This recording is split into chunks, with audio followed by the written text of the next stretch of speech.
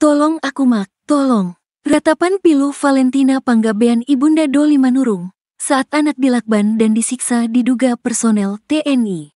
Valentina Panggabean, 59 tahun, tak kuasa menahan tangis saat mengingat sang anak, Doli Manurung dijemput paksa diduga personel TNI. Tak hanya itu, Valentina mengaku melihat anaknya disiksa di hadapannya. Benci dan kepedihan mengingat peristiwa itu membuatnya emosi hingga sulit berkata-kata. Diketahui, Doli Manurung merupakan salah satu tersangka dugaan penganiayaan personel TNI dari Batalion Infanteri 100, Raider bernama Prada Devliadi. Dikutip dari Tribun Medan, ia diwawancarai di sela-sela ia menjaga anaknya yang masih terbaring di RS Bayangkara Medan. Ia berulang kali menyeka air matanya. Ia membeberkan awal mula anaknya dijemput paksa, lalu digebuki. Pada Minggu tanggal 4 Agustus lalu sekira pukul 9 waktu Indonesia Barat, Doli pulang ke rumah di Gang Pelita, Jalan Orde Baru, Kelurahan Sei Agul, Kecamatan Medan Barat. Saat itu Doli pulang dalam keadaan pelipis matanya luka. Valentina pun sempat menanyakan kondisi Doli dan diakuinya ia sempat berkelahi. Kemudian, Ketua Ranting Organisasi Kemasyarakatan Ikatan Pemuda Karya, IPK, skip itu sarapan yang dibeli Valentina, lanjut minum obat karena sebelumnya dia sudah berobat ke dokter. Rupanya Doli muntah, dan ngaku kepalanya pusing. Pening kepalaku Mak, aku istirahat dulu ya Mak, kata Valentina menirukan ucapan Doli. Setelah Doli pamit beristirahat, Valentina pergi ke jasa pencucian pakaian dan menebus obat yang diminta anaknya. Begitu kembali ke rumah, ibu berusia 59 tahun ini kaget rumahnya sudah ramai dan dia dilarang masuk. Meski demikian ia tetap menerobos masuk ke dalam rumahnya dan melihat anaknya memakai jaket bertudung, tangan diikat lakban. Disinilah dia menyaksikan di depan matanya, anak kandung yang dia lahirkan dan besarkan disiksa habis-habisan tak diberi ampun. Apalagi mereka mukulnya di depan saya. Makanya saya sampai sekarang takut kalau dibahas kayak begini.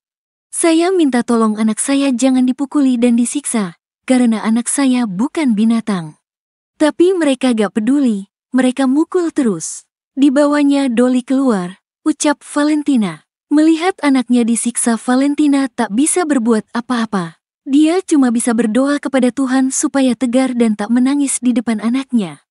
Sebab, saat itu Doli pun berulang kali meminta tolong kepadanya, minta diselamatkan dari penyiksaan tersebut. Saat melihat dia dipukuli saya berdoa, saya gak mau menangis dilihat anak saya. Pokoknya dia berteriak, tolong aku Mak, tolong aku.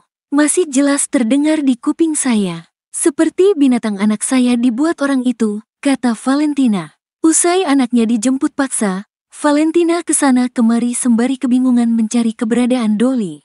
Satu persatu teman Doli dan tongkrongan anaknya didatangi. Namun upayanya sia-sia, dia tak juga menemukan anak lelakinya itu. Saya sempat mencari, tapi gak tahu dibawa kemana anak saya.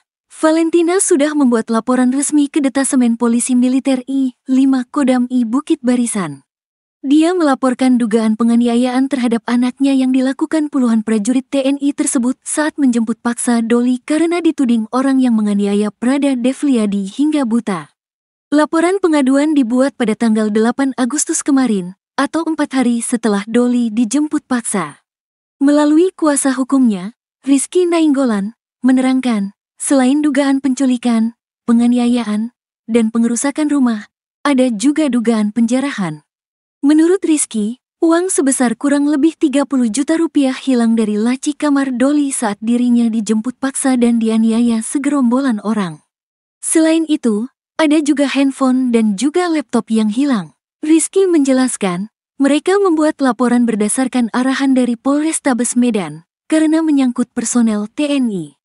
Terkait laporan mereka, Denpom I-5 sudah memeriksa Valentina Panggabean, orang kandung Doli.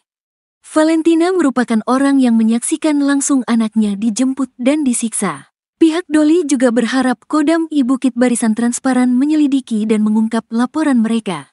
Rizky menjelaskan, sampai saat ini pihak Doli dituding sebagai pelaku. Harapan kita diungkap secara transparan siapa yang melakukan kejahatan. Di publik kami dianggap sebagai pelaku.